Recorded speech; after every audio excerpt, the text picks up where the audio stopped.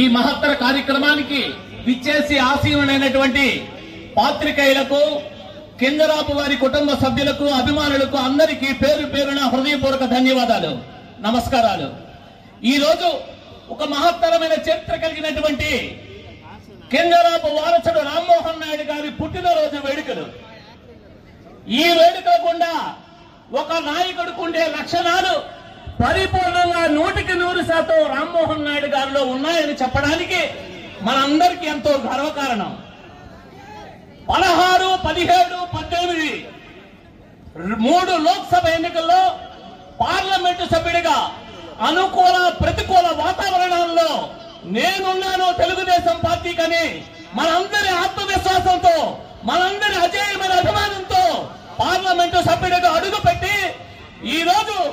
ఆంధ్రప్రదేశ్ ముక్కలైపోయినప్పుడు ఆంధ్రప్రదేశ్ కోసం, ఆంధ్రప్రదేశ్ హక్కుల కోసం, ఆంధ్రప్రదేశ్ అభివృద్ధి కోసం పార్లమెంటు తలుపులు వేసి మాట్లాడుతున్నప్పుడు మిస్టర్ మోడీ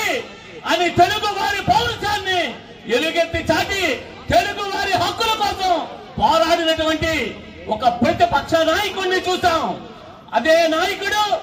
ఈ రోజు 25 మంది పార్లమెంటు సభ్యుల్లో తెలుగుదేశం పార్టీ తరఫున ఎన్డీఏ కూటమిలో భారత ప్రభుత్వంలో మోడీ గారి నాయకత్వంలో ఈ రోజు కేంద్ర పార్లమెంటు సభ్యుడిగా ఉంటూ కేంద్ర మంత్రిగా అతి చిన్న వయసులో 36 సంవత్సరాల్లో కేంద్ర మంత్రిగా ఈ రోజు ఆయన చేస్తున్నటువంటి కృషి కానీ, ఆయన చేస్తున్నటువంటి పోరాటం కానీ, ఈ భారతదేశ అభివృద్ధికి, అందులో ఆంధ్రదేశ సమగ్ర అభివృద్ధికి ఆయన చేస్తున్నటువంటి పోరాటం కానీ ప్రతి ఒక్క తెలుగువాడు, ప్రతి ఒక్క ఆంధ్రుడు, ప్రతి ఒక్క తెలుగుదేశం పార్టీ కార్యకర్త కూడా ఈ రోజు మా రామ్మోహన్ నాయుడు అని చెప్పుకునేంత గర్వంగా ఈ రోజు భారతదేశ చరిత్రలో ఉన్నాడు. అటువంటి మకుటం లేని మహారాజుని మన ప్రధాన నాయకుడు ఎర్రన్నాయుడు గారు మనకు అందించినందుకు ఆయనకి ఈ రోజు మనం జోహార్లు అర్పించాలి, జేజేలు పలకాలి, నివాళులు అర్పించాలి. ఎందువల్లంటే రాజకీయాల్లో పదవులందరికీ వస్తాయి, శాశ్వతంగా పేరు గుర్తుండిపోయే విధంగా కొంతమందే ఉంటారు. దానికి ఎర్రన్నాయుడు గారు నాంది పలికారు. పార్లమెంటు సభ్యుడు అంటే ఎలా ఉంటాడో తెలియని రోజుల్లో ప్రజాసభను ఏర్పాటు చేసి ప్రజల మధ్యకు పార్లమెంటు సభ్యుడు రావాలి అని చెప్పినటువంటి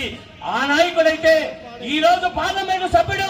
ఈ రాష్ట్ర హక్కుల కోసం గాని, ఈ రాష్ట్ర అభివృద్ధి కోసం గాని, తను నమ్ముకున్న పార్టీ కోసం గాని ఎలా పనిచేయాలో చేసి చూపించినటువంటి సత్తా ఉన్నటువంటి యువ పార్లమెంటు సభ్యుడు ఈ రోజు భారతదేశంలోనే కాదు, ఆంధ్రదేశంలోనే కాదు, శ్రీకాకుళంలోనే కాదు, ప్రపంచంలో the great Rammohan Naidu, the great parliamentarian in India అని చెప్పే విధంగా కొనసాగుతున్నందుకు ఆయనకి మన అందరి తరపున నిండు నూరేళ్లు ఆయుర ఆరోగ్య ఐశ్వర్యాలు ఆ దేవుడు ప్రసాదించాలని